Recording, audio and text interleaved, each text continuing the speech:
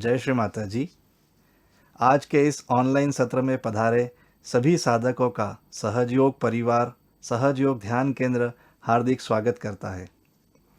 साथियों, जैसा कि हम जानते हैं, आज का ये विशेष दिन 2 अक्टूबर गांधी जी और लाल बहादुर जी शास्त्री के जयंती के रूप में मनाया जाता है। ये दोनों ही महान विभूति जो हैं, इन्हीं के अथक प्रयासों से भारत को स्वतंत्रता प्राप्त हुई है और इन विभूतियों ने कई अच्छे संदेश, अच्छे गुण हमें सिखाए हैं, बताए हैं, जिसका यदि हम अनुसरण अपने जीवन में करें तो निश्चित तौर पे हमारा जीवन भी बहुत ही सरल और सुगम और बहुत आनंदमय हो सकता है। गांधी जी जिन्होंने हमें सिखाया है कि अहिंसा उसका क्या महत्व है, उन्होंने अहिंसा के साथ ही पूरी आज़ादी की लड़ाई लड़ी थी। साथ ही साथ उन्होंने शांति का संदेश भी दिया है। उन्होंने ये सिखाया है कि कैसे अच्छे आचरण को अपनाकर हम आगे बढ़ सकते हैं और बड़ी से बड़ी बुराइयों का भी हम अंत कर सकते हैं। उन्होंने हमें आत्मनिर्भर होना, स्वाभिमान, ऐसे कई आचरण सिखाए हैं। तो एक प्रश्न ये बनता है कि क्या इस प्रकार के आचरण को हम सहजता ही अपने अंदर प्राप्त कर सकते हैं? और अगर ये आचरण हमारे अंदर आ जाते हैं या इन आचरणों को हम लेना चाहते हैं तो उसका क्या तरीका होगा? अगर ये आचरण आ गए तो क्या बदलाव होगा? ऐसे कई प्रश्न आपके अंदर हो सकते हैं। कई लोग इन आचरणों को अपनाने के लिए प्रयासरत भी हैं, परंतु बहुत से ऐसे साधक हैं जो एक अच्छे स्तर तक इन आदर्शों को या इन गुणों को अपने अंदर तक स्थापित नहीं कर पाए। साथ ही साथ सहयोग की संस्थापिका परम पूज्य श्री माता जी निर्मला देवी जब स्वतंत्रता संग्राम के दौरान गांधी जी के साथ भारत के आज़ादी के आंदोलन में सहभागिता करती थी, तब गांधी जी ने उन्होंने कहा था कि आपको भारत को आज़ादी दिलाने के बाद में मनुष्य को वास्तविक आज़ादी जब मिलेगी जब वो अपने आत्म साक्षात्कार को प्राप्त कर पाएगा और उसके लिए कार्य आपको अभी से शुरू करना होगा। यही बात ध्यान में रखते हुए कुछ सालों बाद श्री माता जी ने सहयोग की जो है स्थापना की और उसके बाद से यह संभव हो पाया कि केवल इच्छा करने मात्र से, केवल सरलता से मनुष्य को उसका आत्म साक्षात्कार प्राप्त हो जाता है। इसी कार्यक्रम की अगली कड़ी में सबसे पहले हम हमारी सूक्ष्म संरचना को जानेंगे। किस प्रकार से चक्र नाड़ी हमारे अंदर विद्यमान है, क्या उनका कार्य है, अब हम इसका परिचय जानेंगे। उसके पश्चात परम पूज्य श्री माता जी निर्मला देवी के द्वारा हम आत्म साक्षात्कार को प्राप्त करेंगे और उसकी साक्षात अनुभूति भी लेंगे। आत्म साक्षात्कार को प्राप्त करने के बाद में हम जानेंगे कि सहज योग के क्या लाभ हैं, ये दैनिक जीवन में किस प्रकार से हमारे लिए बहुत उपयोगी है, हमारे आध्यात्मिक उत्थान के लिए और हमारे सर्वांगीण विकास के लिए सहज योग कितना ज़रूरी है। तो आइए अभी हम जानते हैं हमारे सूक्ष्म शरीर की संरचना।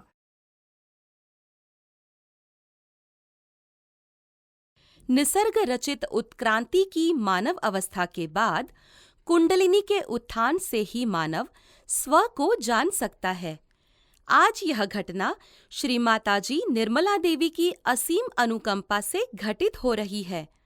हमारे अंदर त्रिकोणाकार अस्थि में विराजित हैं कुंडलिनी शक्ति। परम पूज्य श्री माताजी की अनुकंपा में जब साधक संतुलित अवस्था में आता है, तब यह शक्ति का जागरण होकर आत्म साक्षात्कार की अनुभूति मिलती है और चैतन्य की धाराएं बहने लगती हैं। इस पुण्यतम शुभावसर पर कुंडलिनी शक्ति रीढ़ मार्ग से अग्रसर होती हुई सिर के चोटी यानी ब्रह्मरंध्र को लांघ कर जाती है। साधक तब पूर्ण शांति, मौन एवं विशिष्ट सुशीलता का अनुभव करता है। वह सर्वथा जागरूक परंतु निर्विचार होता है। हथेलियों में शीतल वायु रूप चैतन्य लहरी अनुभव करता है। इसी आत्म साक्षात्कार की अनुभूति के लिए आज यह कार्यक्रम है। आप देख सकते हैं कि इस सूक्ष्म शरीर में 3 नाड़ियां होती हैं। इड़ा नाड़ी जो भूतकाल का प्रतीक है, पिंगला नाड़ी जो भविष्य काल का प्रतीक है और वर्तमान का प्रतीक है सुषुम्ना नाड़ी। इड़ा नाड़ी, इसे चंद्र नाड़ी भी कहते हैं। इसमें इच्छा शक्ति संचालित है। तमोगुण इसका स्वभाव है। बायां हाथ संकेतक है। इड़ा नाड़ी हमारी स्वास्थ्य की नाड़ी है। ईड़ा नाड़ी हमें भावनाशीलता प्रदान करती है। ईड़ा नाड़ी के असंतुलन से हमारे अंदर निराशा एवं दुखी स्वभाव प्रभावी होता है। पिंगला नाड़ी, इसे सूर्य नाड़ी भी कहते हैं। इसमें क्रिया शक्ति संचालित है। रजोगुण इसका स्वभाव है। दायां हाथ संकेतक है। पिंगला नाड़ी हमें कार्य शक्ति प्रदान करती है। पिंगला नाड़ी के असंतुलन से अत्यधिक सोच, अत्यधिक नियोजन, स्वभाव में आक्रामकता, गुस्सा एवं तनाव बढ़ता है। सुषुम्ना नाड़ी, मध्य नाड़ी को सुषुम्ना नाड़ी भी कहते हैं। इससे धर्म धारणा होती है एवं उत्क्रांति होती है।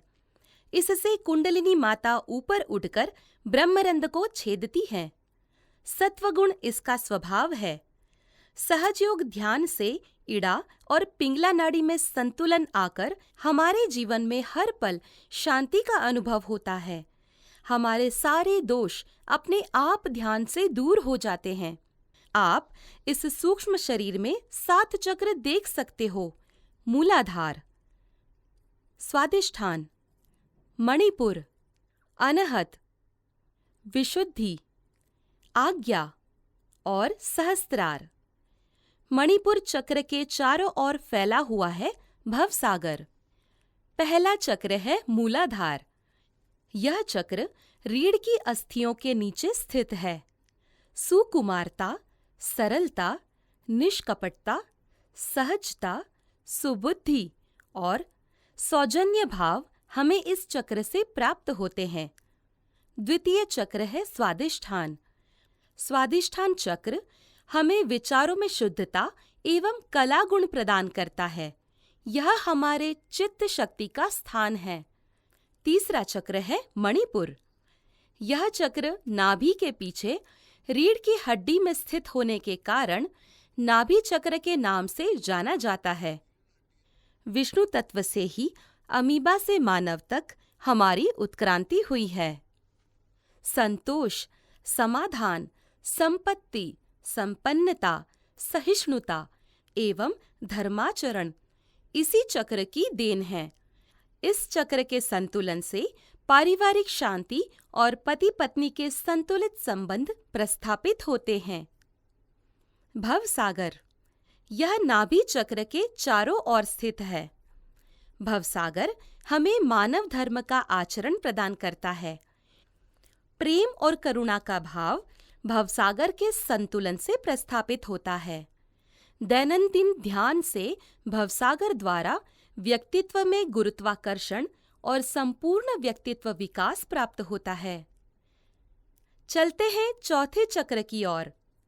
यह है अनहद चक्र। यह चक्र वक्षस्थल के बीचों बीच स्थित है। अनाहत चक्र हमें निडरता और सुरक्षा का भाव प्रदान करता है। इसका संबंध हृदय तथा आत्मा से है।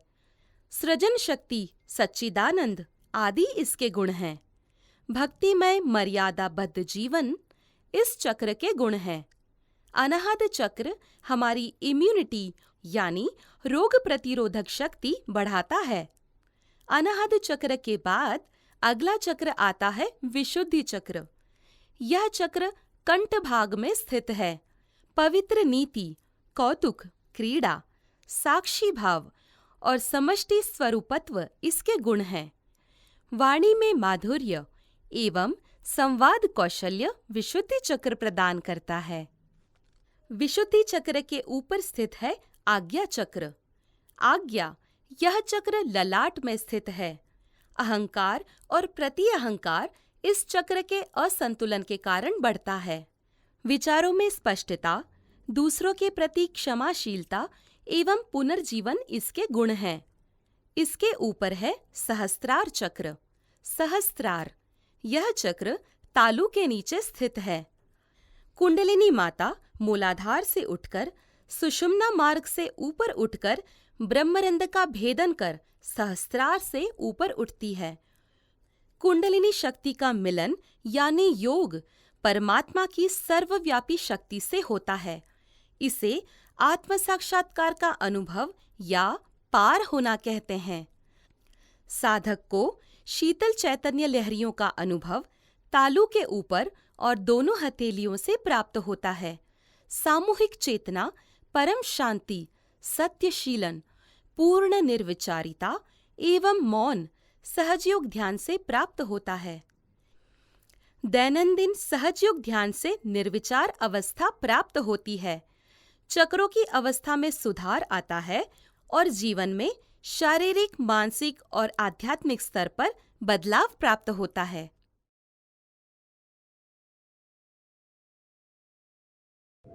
सहज योग। सह माने आपके साथ और ज माने जन्मा हुआ। जो योग है माने जो ये आपका चित्त है, इसकी एकाकारिता, इस चारों तरफ फैली हुई परमात्मा की प्रेम शक्ति से घटित होना ही योग है। और ये हर एक इंसान का जन्म सिद्ध अधिकार है। उसे प्राप्त करना, जैसे कि सहज का दूसरा अर्थ है आसान, स्पॉन्टेनियस। इसके लिए हमारे अंदर पूरी व्यवस्था, कोई भी इंसान ऐसा नहीं है जिसके अंदर ये व्यवस्था नहीं। माने आपके त्रिकोणाकार अस्थि में, जिसे अंग्रेजी में सेक्रम कहते हैं, इसका मतलब है कि ग्रीक लोग जानते थे कि ये जो हड्डी है त्रिकोणाकार, ये सेक्रेड है, माने पवित्र है, इसलिए उसका नाम सेक्रम बहुत अनादिकाल से बोलते हैं। अब ये जो हड्डी है, इसमें इस त्रिकोणाकार अस्थि में 3.5 कुंडल डाल के जो शक्ति बसी है, उसे संस्कृत में कुंडलिनी कहते हैं। हमारे अंदर परमात्मा ने 3 और शक्तियां दी हैं।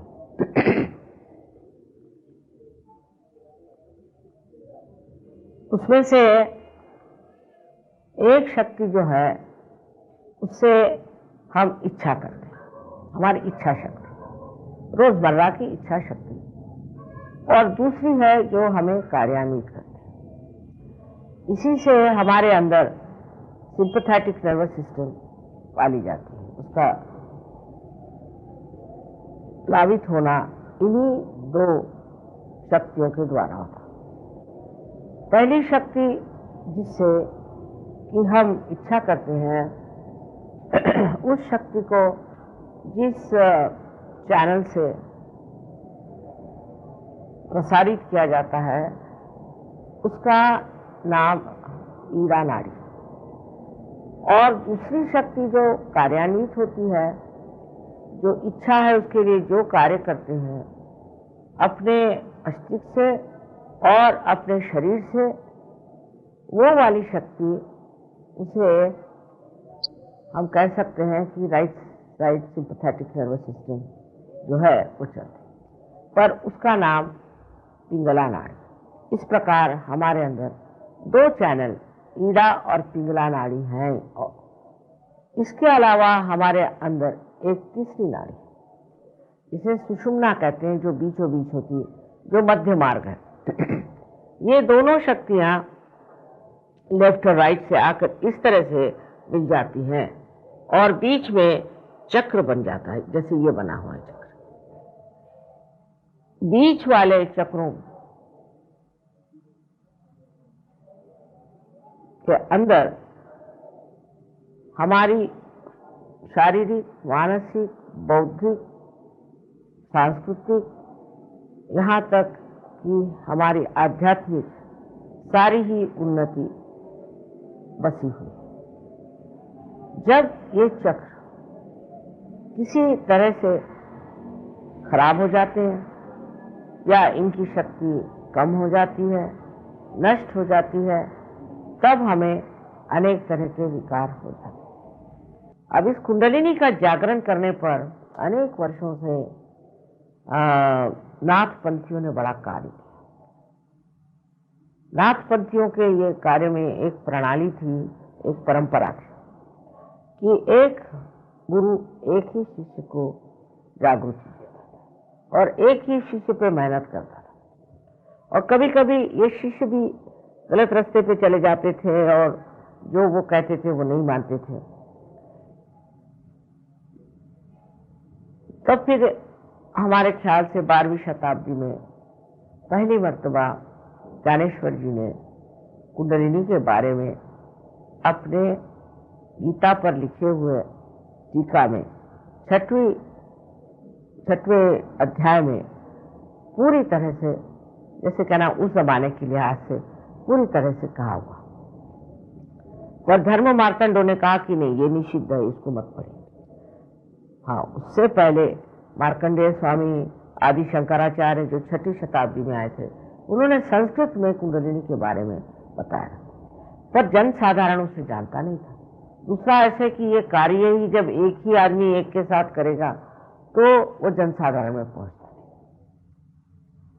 उसके बाद अनेक धर्म संसार में और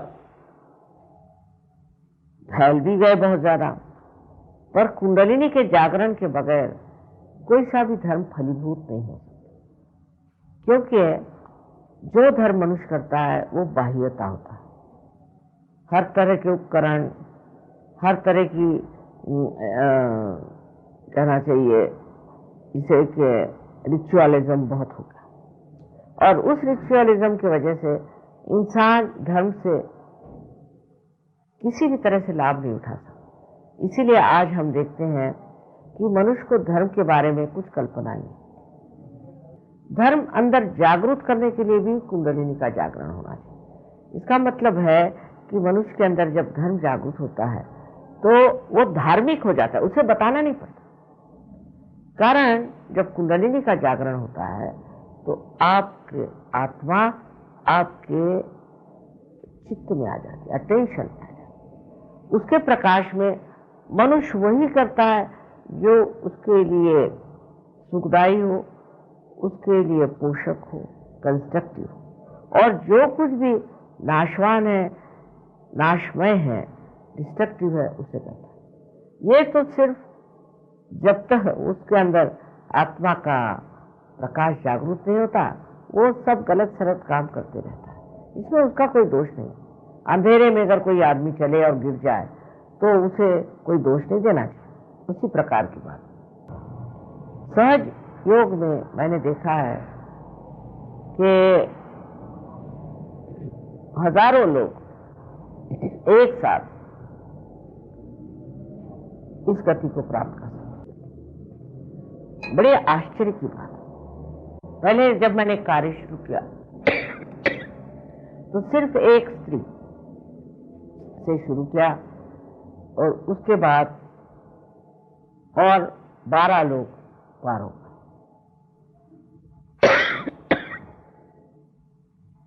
जब अनुभूति आ जाती है तब आप महसूस करते हैं कि चारों तरफ फैली हुई ये चैतन्य सृष्टि एक ठंडी ठंडी बहुत आह्लाददायी शक्ति है, जो आप अपने उंगलियों के ऊपर देख सकते हैं, उसको जान सकते हैं, महसूस कर सकते हैं, और आपके जो हथेली है उसमें भी आप महसूस कर सकते हैं। ऐसे ही जब कुंडलिनी 6 चक्रों को भेद करके और ब्रह्मरंध्र से बाहर आती है तब उसका संबंध ये चारों तरफ फैली हुई प्रेम शक्ति से एकाकारिता प्राप्त कर। अब दूसरा जो फायदा है कि आपके मन में शांति प्रस्तापित हो।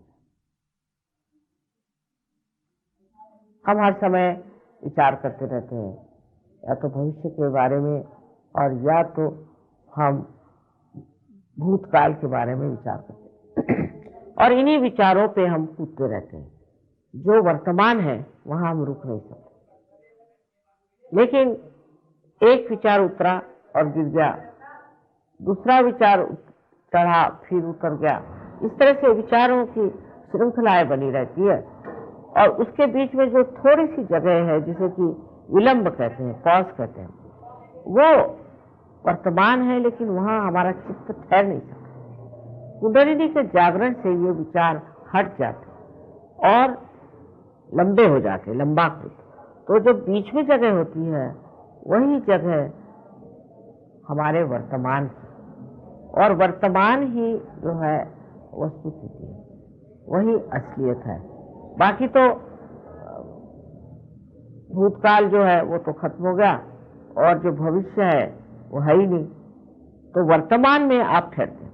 जब आप वर्तमान में ठहर जाते हैं तो आपके अंदर पूरी शांति आ जाती है। वो इस प्रकार कि जैसे आप पानी में खड़े हैं और लहरें उठ रही हैं, आपको तैरना वैरना आता नहीं तो आप घबरा रहे हैं लहरों से। लेकिन अगर आप बोट में चढ़ जाएं तो आप लहरें भी देखते हैं। पर अगर आपको तैरना आ जाए तो आप कूद करके उन्हें भी बचा सकते हैं कि जो तैरना नहीं जानते और जो डूब रहे हैं। यही बिल्कुल सहयोग में होता है। पहले लोग अपनी उस स्थिति को प्राप्त करते हैं जिसे हम कहते हैं थॉटलेस अवेयरनेस, माने विचार रहित चेतना, विचार रहित चेतना, जिसे कि निर्विचार समाधि कही जाती है। ये पहली दशा है। और उसके बाद में दूसरी जो दशा आती है उसे कहा जाता है ये निर्विकल्प समाधि। तो निर्विचार समाधि को प्राप्त करने से आप एकदम शांत होते हैं। यही आपके अंदर की शांति की स्थिति है जिसे हमें प्राप्त करना है, जिससे हमसे सारे जो क्रूर विचार हैं और हिंसाएं हैं और दूसरों को नष्ट करने की प्रवृत्तियां सब खत्म हो जाती क्योंकि हम इस शांति की जो हमारे अंदर स्थिति उसको बहुत आनंद से और बहुत सुख से अनुभव करते हैं। फिर हमें अच्छा ही नहीं लगता किसी के बारे में द्वेष करना, किसी के बारे में आतताई पना करना। किसी भी चीज से हमें कोई तरह का मोह नहीं होता। सारे ये मोह छूट जाते हैं और मनुष्य एकदम शांत स्वरूप होकर के सारे संसार की ओर एक साक्षी स्वरूप होकर देखता है। और इस साक्षी स्वरूप में वो सोचता है सब एक नाटक सा हो रहा है। तीसरी चीज यह है कि आपकी मानसिक शांति के कारण आप दूसरों को भी शांति प्रदान कर सकते हैं। जहां ऐसा मनुष्य खड़ा होता है वहां शांति प्रसारित होती है। सिर्फ किसी को अवार्ड देने से शांति नहीं आ सकती, किसी को कह देने से कि ये शांति के दूत है, शांति नहीं हो सकती। शांति हमारे अंदर की चीज है। और जब ऐसी शांति हमारे प्रस्थापित हो जाती है तब हम एकदम निर्भय हो जाते हैं। जैसे कि कबीर ने कहा है कि निर्भय निर्गुण गाऊंगा मैं। तो भय जो चीज है चली जाती है। ऐसा मनुष्य जो है वो निर्भयता से और जो सच्ची बात है उसे कहता है। और सबसे बड़ी चीज है कि आपकी जो शरीर व्यवस्था है वो ठीक हो जाए। आजकल के जमाने में अगर आप बीमारियां देखें कितनी हैं तो ये अधिकतर अनैतिकता से आई। अब दूसरी बात हमें सोचना चाहिए कि धर्म के मामले में हम लोगों को अभी इस चीज को मान्यता देनी चाहिए कि सारे धर्म आध्यात्म में ही आधारित है। वास्तविक ये बात नहीं।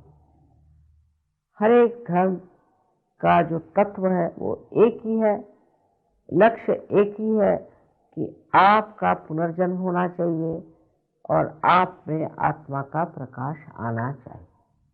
ये इसका तत्व है। मैं ये कहूंगी कि जो सेकुलरिज्म की बात करते हैं उनको गांधी जी के सेकुलरिज्म पर चला है। गांधी जी ने शुरू से मंत्र जो लिखे हैं अपने भजनावली में वो पूरे कुंडलिनी के ही रूप से लिखी। पहले तो उन्होंने हृदय की बात कही, क्योंकि हृदय में उन्होंने कहा कि प्रातर नमाभि हृदय संस्फुरात्म तत्व, जो मेरे हृदय में संस्फुरित हुआ आत्म तत्व है उसको मैं पहले। उसके बाद श्री गणेश से लेकर के जो अलग अलग देवता है, अलग अलग चक्रों में है, एक के बाद एक शुरू करके उन्होंने सारे देवताओं के नाम। इसी के साथ फिर उन्होंने कुरान की भी आयत रखी, फिर बुद्धों का भी बुद्धम शरणम गच्छामि आदि वो भी किया। उसके बाद ईसाइयों की भी जो लॉर्ड्स प्रेयर है वो भी कहलाए, महावीर की भी कहलाए। तो सब लोग, चाहे वो मुसलमान, हिंदू, क्रिश्चियन कोई भी हो, उनके आश्रम में जितने लोग रहते थे और आते थे वहाँ, वो सब इन सब का मान रखते थे और सबका नाम लेते थे और सबको पूछते थे। तो अभी आपने देखा, सुना और समझा कि कितनी सुंदर संरचना जन्म के साथ ही हमारे साथ जुड़ी है। और इतनी अच्छी संरचना जब हमारे साथ में जीवंत हो जाएगी तो हमारा जीवन कितना अच्छा हो सकता है, हम कितने शक्तिशाली हो सकते हैं, हमारा जीवन कितना आनंदमय हो सकता है। पर ये तभी होगा जब हम आत्म साक्षात्कार को प्राप्त करेंगे, जब हमारी कुंडलिनी शक्ति जागृत होकर के चराचर में व्याप्त विद्यमान परमात्मा की शक्ति के साथ एकाकारिता करती है। उसी को योग कहा गया है, उसी को आत्म साक्षात्कार कहा गया है। और वो प्राप्त करते ही हर साधक की स्थिति अपने आप में आनंदमय हो जाती है और वो अपने आध्यात्मिक जीवन की ओर या अपने मनुष्य जीवन के उत्थान की ओर आगे बढ़ सकता है। तो अब हम आत्म साक्षात्कार की अनुभूति प्राप्त करते हैं परम पूज्य श्री माता जी निर्मला देवी जी के द्वारा।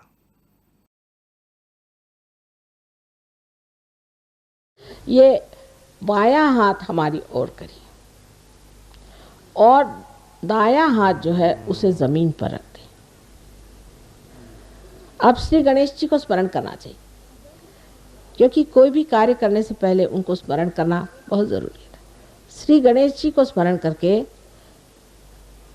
आप बायां हाथ मेरी ओर और दायां हाथ जमीन पर रख दीजिए। सब लोग इत्मीनान से पहले बैठ जाएं। पृथ्वी माँ का बड़ा हमारे ऊपर उपकार है, विशेषकर इस भारत भूमि का।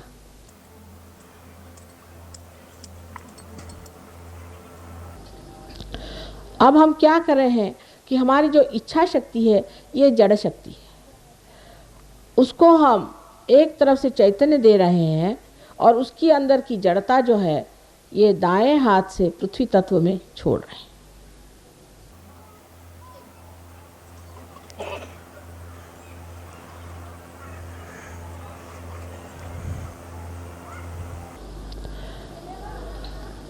अब ये दायां हाथ हमारे ओर करिए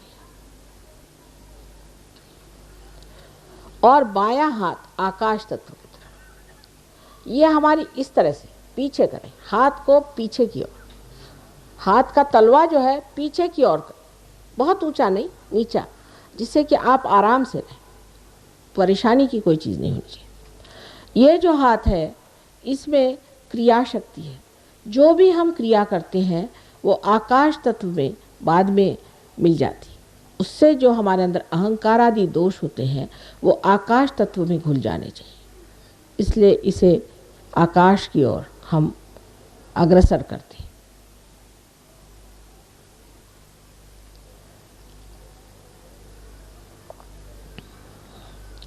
अब आप लोगों को एक दोनों हाथ इस तरह से कर लेना चाहिए और मैं दिखाती हूँ आपको कि किस तरह से आप अपनी कुंडलिनी स्वयं जागृत कर सकते हैं। बहुत आसान है।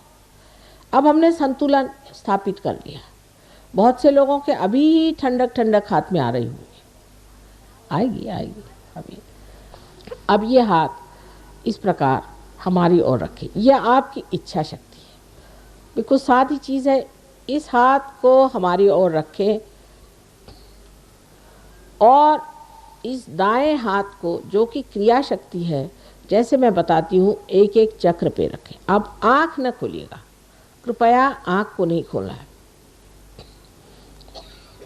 अब ये जो दायां हाथ है इसे अपने हृदय पे रखें और आँख बंद करें। आप प्रसन्न चित्त बैठे, प्रसन्न चित्त बैठना चाहिए, क्योंकि सारे जन्म जन्मांतर का जो फल है आज फलद्रूप होने वाला है, इसलिए प्रसन्न चित्त बैठे, कोई भी घबराने की चीज़ नहीं। कुंडलिनी आपकी माँ है, आपकी अलग अलग व्यक्तिगत माँ है, और वो आपको इतने प्यार से पुनर्जन्म देती है कि आपको आश्चर्य होगा। अब इस दाएं हाथ को हृदय पे रख के और मन में कहिए पूर्ण श्रद्धा के साथ, एक सवाल मुझसे पूछना होगा कि माँ क्या मैं आत्मा हूँ? ये सवाल पूछिए, पूर्ण हृदय से पूछिए, माँ क्या मैं आत्मा हूँ? नहीं, मन में पूछिए, जोर से नहीं, नहीं नहीं, जोर से नहीं पूछिए, मन में पूछिए।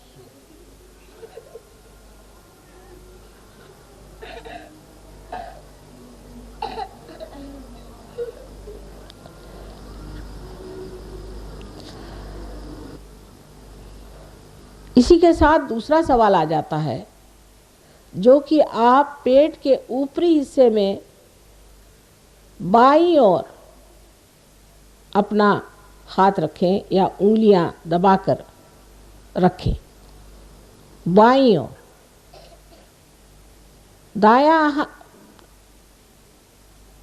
दायां हाथ जो है वो रखिए और बायां हाथ हमारी ओर।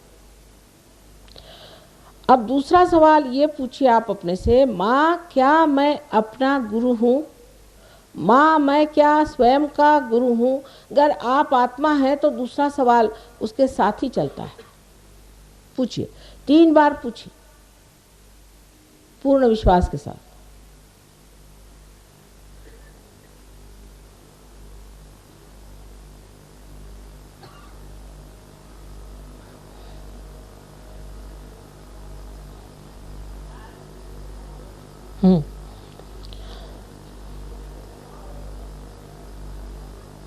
अब अपना दायां हाथ पेट के नीचे के हिस्से में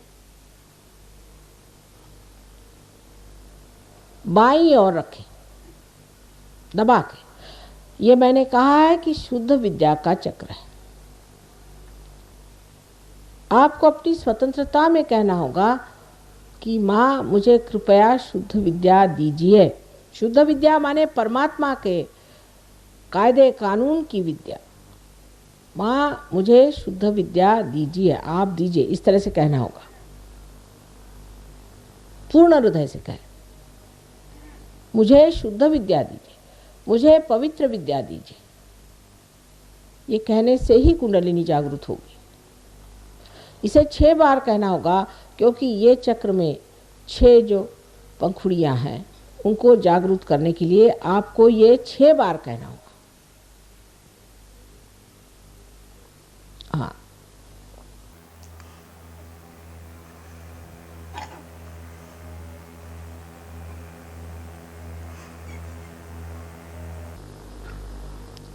अब कुंडलिनी का जागरण भी हो गया तो भी उनके चक्रों को पूरे खोले बगैर वो ऊपर चढ़ नहीं सकती हैं। इसलिए ये जो दायां हाथ है इसे उठा करके पेट के ऊपरी हिस्से में बाईं ओर फिर से रखा जाए, जहां गुरु का तत्व है, और दबाया जाए। इस जगह क्योंकि यह गुरु का तत्व है, आपको पूर्ण विश्वास के साथ कहना होगा कि माँ मैं स्वयं का गुरु हूँ। ये मानना पड़ेगी बात। ये आप 10 मर्तबा कहिए, माँ मैं स्वयं का गुरु हूँ। ये 10 मर्तबा कहिए।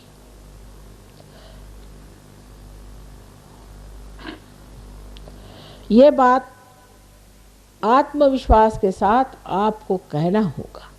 ये गुरु का तत्व अनेक सद्गुरुओं ने बनाया हुआ है, विशेषकर 10 महान गुरु जो इस संसार में बार बार जन्म लेते हैं। इसलिए कहना होगा कि माँ मैं स्वयं का गुरु हूँ। इसे 10 बार कहिए, लेकिन अपने पर पूरा विश्वास रख के कहिएगा।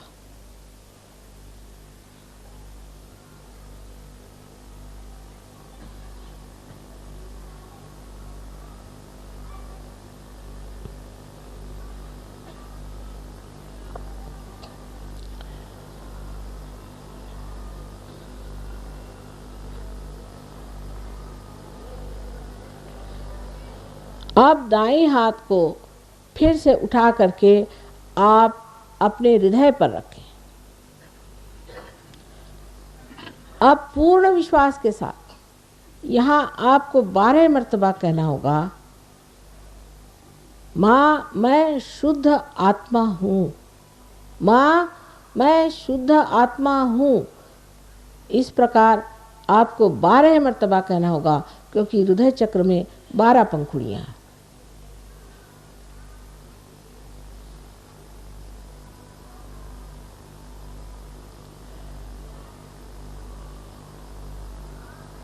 जिसे कहते हैं शिवो हम शिवो हम शिवो हम। मैं शुद्ध आत्मा, पूर्ण आत्मविश्वास के साथ ये बात कहनी चाहिए। अब ये जो आपका दायां हाथ है, राइट हैंड है, इसे ठीक से उठा करके, जैसे मैंने दिखाया था, कंधा और गर्दन के बीच में जो कोण होता है वहां जोर से दबाकर पकड़े और इस जगह आपको कहना होगा पूर्ण आत्मविश्वास के साथ 16 मर्तबा, क्योंकि आप जानते हैं श्री कृष्ण की 16 कलाएं हैं। कहना चाहिए कि माँ मैं दोषी नहीं हूँ, माँ मैंने कोई दोष नहीं किया, मैं पतित नहीं हूँ, मैं पापी नहीं हूँ, मैं दोषी नहीं हूँ। इस प्रकार 16 मर्तबा पूरे विश्वास के साथ आप कहिए। 16 मर्तबा कहिए, अपने ऊपर पूर्ण विश्वास रखते हुए। हाँ,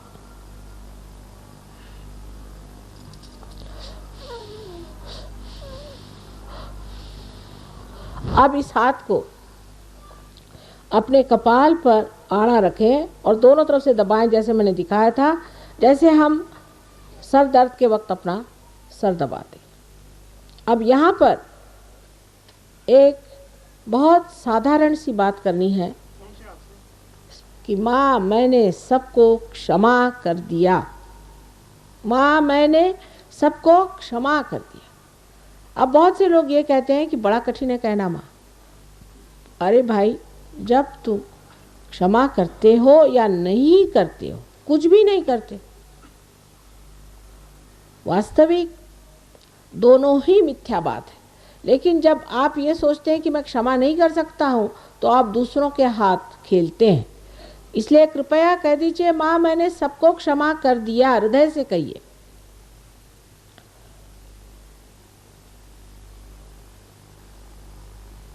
अब अपने समाधान के लिए आप इस हाथ को पीछे की ओर, सर के पीछे की ओर रख के, अगर आप पीछे ऐसा हाथ पे बोझा दे करके अपना सर पीछे की ओर ले जाएं, थोड़ा बोझा दे करके सर पीछे की ओर ले जाएं और इस वक्त एक बात कहे, पर किसी तरह का दोष या पाप अपने सर पे न लेते हुए सिर्फ एक बार कहे कि हे परमात्मा, हमने तुम्हारी शान में अगर कोई गलती कर दी हो तो उसकी क्षमा कर दीजिए, आपके समाधान के लिए। लेकिन कोई दोष और ये और हमने वो किया, ये जोड़ने की इस वक्त जरूरत नहीं है। पूरे हृदय से कहें कि हे परमात्मा, मेरे हाथ से कोई गलती हो गई हो, मैंने आपकी शान में कोई ऐसी गलत बात कर दी हो जो ठीक नहीं है, उसे आप कृपया क्षमा कर दीजिए।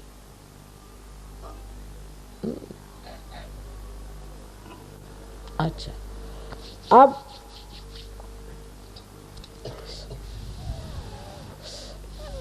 अपने हाथ को पूरी तरह से तनाव के साथ खोलें और इस दाहिने हाथ को खोल करके उसका जो तलवा है उसका बीचों बीच का हिस्सा समझ करके और अपने तालू भाग में, जहाँ बचपन में हड्डी नरम होती है, दबा के रखें, उंगलियां ऊपर की ओर रहें और उस तालू भाग की जो त्वचा है उसे हिलाएं, जोर से दबा के हिलाएं 7 मर्तबा। इस वक्त आपको कहना होगा कि माँ हमें आत्म साक्षात्कार दीजिए, मैं ज़बरदस्ती नहीं कर सकती। 7 मर्तबा कहिए, माँ हमें आप आत्म साक्षात्कार दीजिए, कृपया आत्म साक्षात्कार दीजिए।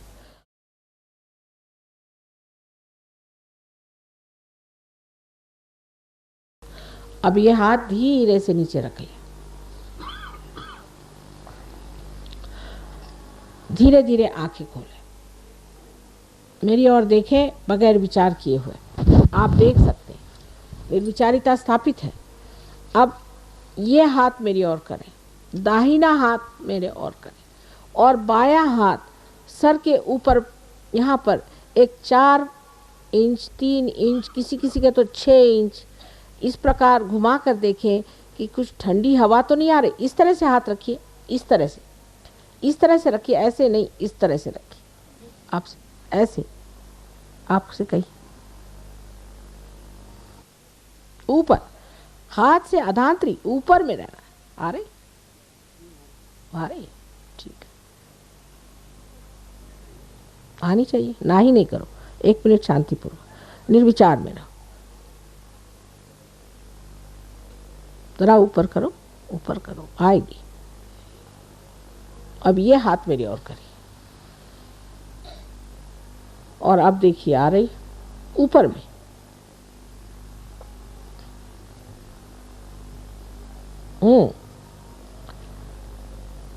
आ रही, जरा ऊपर देखिए। किसी किसी का तो यहाँ तक आती ठंडी हवा। फिर से इस हाथ से देखिए एक बार फिर। अपना चित्त यहाँ रखिए, देखिए ठंडक सी हवा आ रही। हाँ, अब ये दोनों हाथ आकाश की ओर करके ये पूछिए कि क्या माँ ये परमात्मा की ब्रह्म शक्ति है, ये उनकी क्या प्रेम शक्ति है, क्या यही वो शक्ति है जिससे सारी सृष्टि चलती है?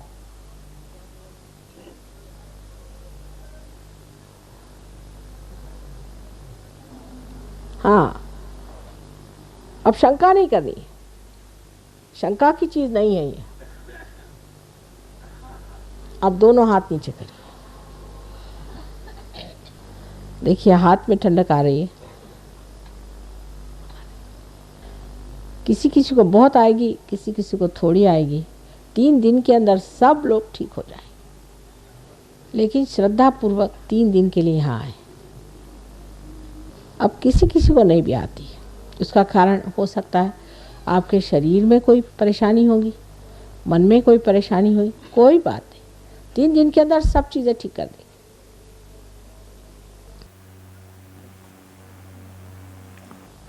सारे संतों को हमारा नमस्कार। आशा है कल आप लोग पधारेंगे और कल फिर यही कार्य यहाँ होगा।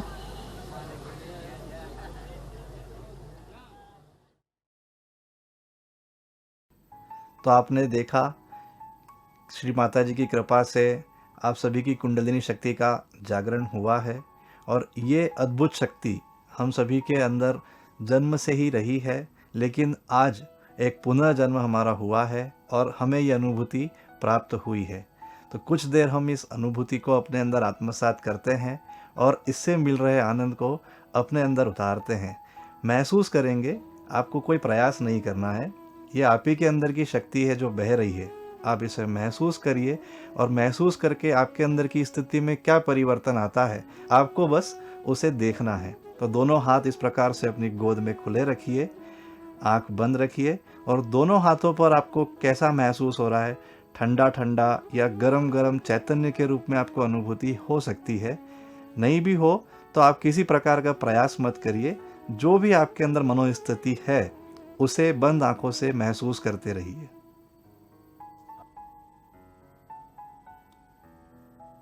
कुछ देर इसी अवस्था में बैठकर इसका आनंद लीजिए।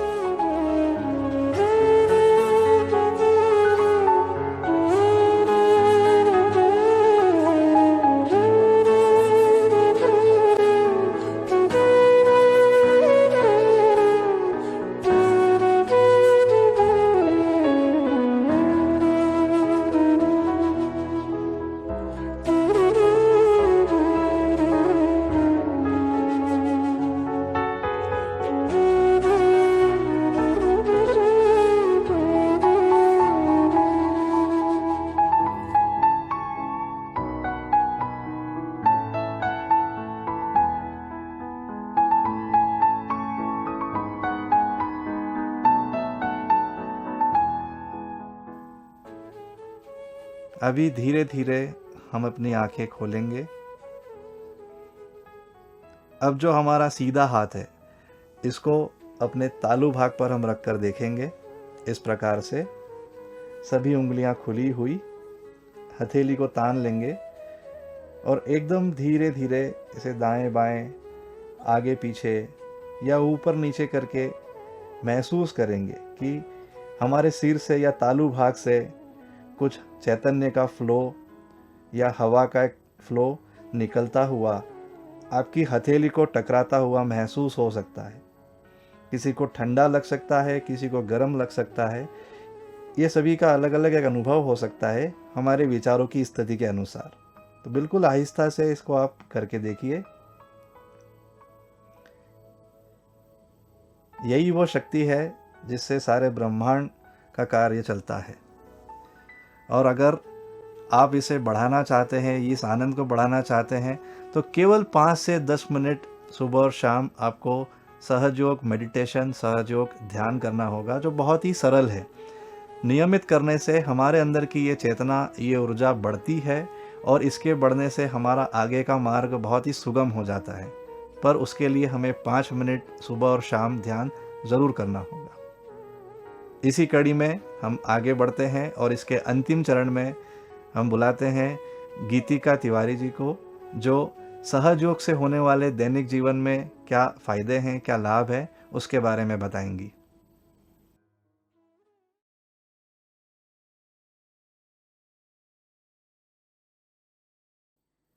आजकल की जीवन शैली में हमें नित्य ही समस्याओं का सामना करना पड़ता है, पर इन समस्याओं का उपाय हमारे अंतर में ही है।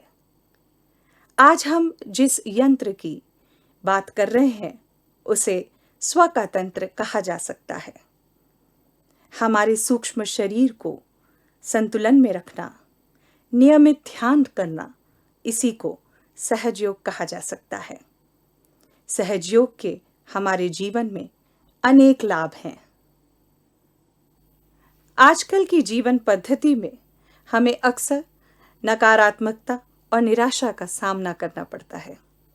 हमारे सूक्ष्म शरीर में जो ईड़ा नाड़ी और पिंगला नाड़ी है, उसके संतुलन से एवं हमारे आज्ञा चक्र और स्वाधिष्ठान चक्र के शुद्धिकरण करने से हम इस नकारात्मकता को दूर भगा सकते हैं। आजकल हम देखते हैं कि हर वर्ग और हर आयु के लोग तनाव से जूझ रहे हैं। इसे आजकल स्ट्रेस कहा जाता है। स्ट्रेस मैनेजमेंट के बहुत तरीके हैं, पर सहज योग सबसे सरल तरीका है। जब हम अपनी ईड़ा नाड़ी और पिंगला नाड़ी को संतुलन में लाते हैं तो हम निर्विचारिता की स्थिति प्राप्त करते हैं। निर्विचारिता सहज योग की पहली पारी है और जब हम इस स्थिति में पहुंचते हैं तो हमारा तनाव, हमारा स्ट्रेस अपने आप ही दूर हो जाता है। आजकल हम कई बीमारियों से जूझते हैं। सभी बीमारियों का मूल कारण हमारी ईड़ा नाड़ी का असंतुलन है। ईड़ा नाड़ी के संतुलन से हम कई बीमारियों का निवारण कर सकते हैं। ईड़ा नाड़ी को स्वास्थ्य नाड़ी भी कहा गया है। आजकल देखा जाता है कि हम ज़्यादातर साइकोसोमैटिक डिजीजेस या नींद से जुड़ी बीमारियों से जूझ रहे हैं। इनका कारण भी ईड़ा नाड़ी का असंतुलन है। ईड़ा नाड़ी के संतुलन से हमें स्वास्थ्य लाभ मिलता है और इन सभी समस्याओं का निवारण होता है। हर एक चक्र का किसी न किसी बीमारी से रिश्ता है। चक्र के असंतुलन होने के कारण बीमारी होती है। तो आइए हम जानते हैं कौन से चक्र का किस बीमारी से रिश्ता है। और सहज योग ध्यान धारणा करने के बाद, चक्र संतुलन करने के बाद हम कैसे इन बीमारियों से मुक्ति पा सकते हैं। मूलाधार चक्र संतुलित होने से डायरिया, कॉन्स्टिपेशन और आलस्य जैसी बीमारियां दूर हो सकती हैं। स्वादिष्ठान चक्र संतुलित होने से diabetes, allergies, insomnia, blood cancer जैसी बीमारियां दूर हो सकती है और सारी लिवर से जुड़ी हुई बीमारियां भी ठीक हो सकती है। नाभि चक्र के संतुलित होने से डायबिटीज, ल्यूकेमिया, डाइजेशन और पेट की सारी समस्याएं और किडनी की समस्याएं भी नाभि चक्र के ठीक होने से दूर हो सकती हैं। भवसागर के संतुलित होने से एडिक्शंस, कैंसर और पेट की सारी समस्याएं दूर हो सकती हैं। अनाहत चक्र के संतुलित होने से ब्रेस्ट कैंसर, लंग की बीमारियां, हार्ट अटैक, अस्थमा और नर्वसनेस दूर हो सकता है। विशुद्धि चक्र के संतुलन से थ्रोट की समस्याएं, धूम्रपान की आदत, फ्लू, वायरल इन्फेक्शंस और पंचेंद्रियों की सारी समस्याएं दूर हो सकती हैं। आज्ञा चक्र के संतुलन से माइग्रेन्स कम हो सकते हैं, ब्रेन्स की समस्याएं कम हो सकती है, अति विचारता और आंखों की समस्याएं दूर हो सकती है।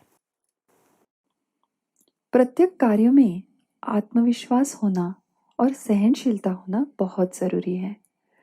आत्मविश्वास हमें हृदय चक्र से मिलता है, सहनशीलता हमें नाभि चक्र से मिलती है।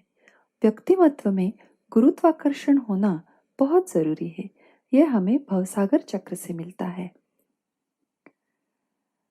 वाणी का माधुर्य, बातचीत करने का तरीका हमें विशुद्धि चक्र से मिलता है और विचारों की सरलता और दूरदृष्टता हमें आज्ञा चक्र से मिलती है।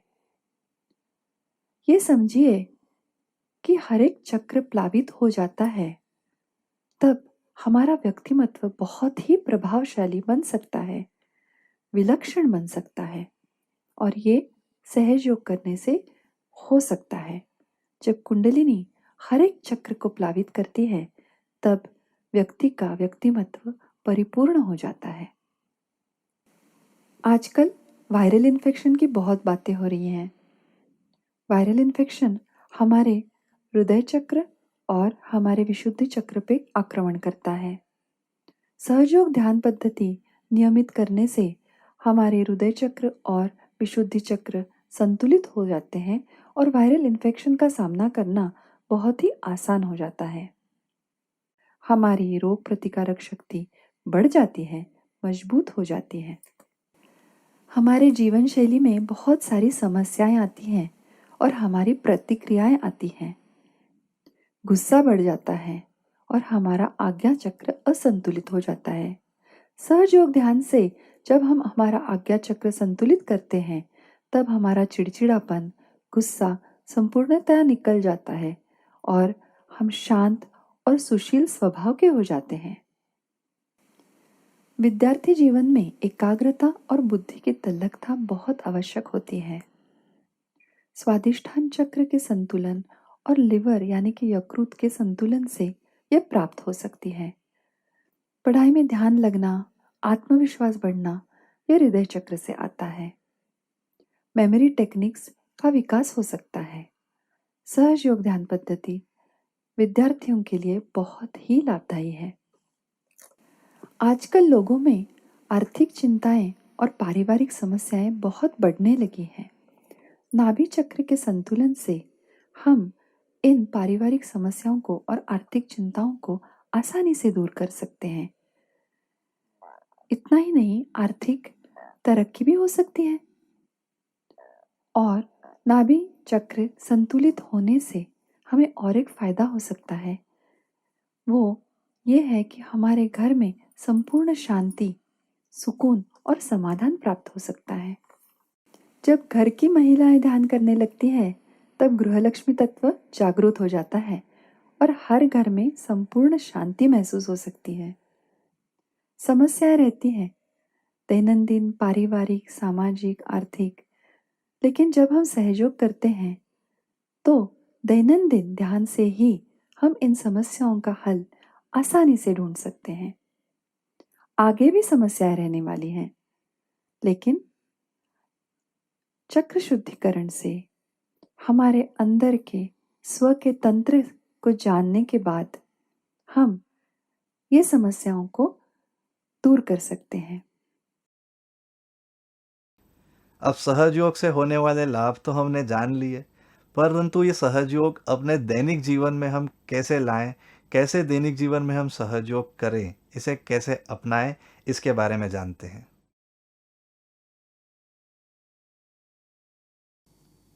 जय श्री माता जी। आज इस सुअवसर पर सभी लोगों ने ऑनलाइन माध्यम से आत्म साक्षात्कार प्राप्त किया। आप सभी को बहुत बहुत मुबारक। सहज योग अंदर की बात है, क्योंकि ध्यान हमारी कुंडलिनी शक्ति की जागृति, हर चीज हमारे अंदर से कार्यान्वित होती है। सहज योग जीवन शैली है। अभी इसके बाद आगे सहज योग कैसे करें? क्या आत्म साक्षात्कार प्राप्त करने के बाद सब कुछ हो गया? नहीं, ये तो शुभारंभ है, यहां से शुरुआत होती है। आज हमने आत्म साक्षात्कार प्राप्त किया है। सहज योग ध्यान में अगर स्थित होना है तो श्री माता जी का कहना यह था कि आपको 1 महीने के अंदर आप सहज योग अच्छे तरीके से सीख सकते हैं। लेकिन कैसे सीखें? चिंता की कोई बात नहीं। घर पर बैठकर अपने मोबाइल, लैपटॉप या टेलीविजन के माध्यम से आप सहज योग ध्यान सीख सकते हैं। इसके लिए कुछ चीजें आपको करनी होगी और थोड़ा अपना समय इसके लिए देना होगा। सबसे पहले आप लर्निंग सहज योगा यूट्यूब चैनल, इस चैनल को सब्सक्राइब कर लीजिए। प्रतिदिन 5 बजे इस यूट्यूब चैनल के माध्यम से मराठी में सत्र, विषम तारीख पर और सम तारीख पर यानी 2, 4, 6, 8 इन दिनों पर हिंदी में होते हैं। शाम 5 बजे 5 बजे ये जब सत्र आरंभ होता है तो इसके पहले 15-20 मिनट में सामूहिक ध्यान यानी घर पर बैठकर ध्यान कैसे करते, ये क्रिया लाइव प्रात्यक्षिक रूप से दिखाई जाती है। आप उसे घर पर बैठ के कर सकते हैं। उसके बाद अगले 20 मिनटों में एक विषय पर ज्ञान प्रदान किया जाता है, यानी सबसे पहले सहज योग ध्यान, फिर सहज योग ज्ञान। अलग अलग 20 से 25 विषय जो एक श्रृंखला के रूप में यहाँ पर प्रस्तुत किए जाते हैं, जो आप लोग सीख कर अपना ज्ञान बढ़ा सकते हो और सहज योग ध्यान का निजी जीवन में उपयोग कैसे करना है ये आप घर बैठकर सीख सकते हो। और आखिरी के जो 20 मिनट होते हैं, इसमें आपने जो हमें कुछ सवाल भेजे होते हैं यूट्यूब चैट बॉक्स के जरिए, उसके हम जवाब देते हैं लाइव ध्यान की बात में। तो इस तरह से घर पर बैठ के आप हिंदी में या मराठी में सहज योग सीख सकते हैं प्रतिदिन 5 बजे। आप हमारा टोल फ्री नंबर जो है इसे भी नोट कर लीजिए, 1800-2700-800। आज के इस कार्यक्रम के बाद आप लोग जब भी आपको आज, कल, परसों समय मिले, टोल फ्री नंबर पर कॉल करके बताएं कि आप नए साधक हो, हाल ही में सहज योग ध्यान आपने सीखा है यूट्यूब चैनल के माध्यम से या जिस माध्यम से आप देख रहे हो, और बताइए कि आपको इस ध्यान के मार्ग से जुड़ना है। हमारे पूरे भारत में 2000 से अधिक जो स्वयंसेवक है, ये सहयोगी आपके संपर्क में रहेंगे, आपको हर सप्ताह में मार्गदर्शन करेंगे व्हाट्सएप के माध्यम से, टेलीफोन कॉल के माध्यम से, ताकि जो भी कार्यक्रम होते हैं इनके लिंक आप तक आपके व्हाट्सएप के माध्यम से पहुंचेंगे। कल का जो सत्र है ये घर पर ध्यान कैसे किया जाता है इसकी प्रक्रिया पर आधारित है। उसके बाद अगला सत्र जो है ये जल क्रिया पर आधारित है। उसके बाद हम ये देखेंगे कि प्रतिदिन एक अलग अलग विषय के ऊपर आपको मार्गदर्शन दिया जाएगा। तो ये सारे सत्रों की जो श्रृंखला है ये आपके लिए पहले से ही आयोजित की गई है। बस आपको यही करना है कि शाम को 5 बजे इस YouTube चैनल पर आप लाइव जैसे ही कार्यक्रम शुरू होता है जुड़ जाइए। अगर आपको किसी कारणवश 5 बजे लाइव आप नहीं जुड़, आज के हमारे इस कार्यक्रम का मूल उद्देश्य आपको आत्म साक्षात्कार की अनुभूति करवाना था। और जितने भी महान विभूति हमारे भारत देश में हुई है, अगर आप उनका परिचय या उनकी जीवनी जानेंगे तो कहीं ना कहीं सभी ने अपने जीवन में ध्यान या अध्यात्म को अपने साथ में जोड़े रखा। उन्हीं शक्तियों की वजह से वो इतने महान कार्य या असाधारण कार्य कर पाए। तो यदि आप भी चाहते हैं कि हम अपने इस छोटे से जीवन में कुछ असाधारण कार्य करें या अपना जीवन बहुत आनंद के साथ में यापन करें, तो उसके लिए कहीं ना कहीं हमारे जीवन में ध्यान से जुड़ना या आध्यात्म से जुड़ना बहुत ज़रूरी है। आप सभी इस कार्यक्रम में पधारे, आपकी सहभागिता हमें प्रदान करी, इसके लिए आप सभी का बहुत बहुत धन्यवाद। आप सभी को ढेर सारी शुभकामनाएं। जय श्री माता जी।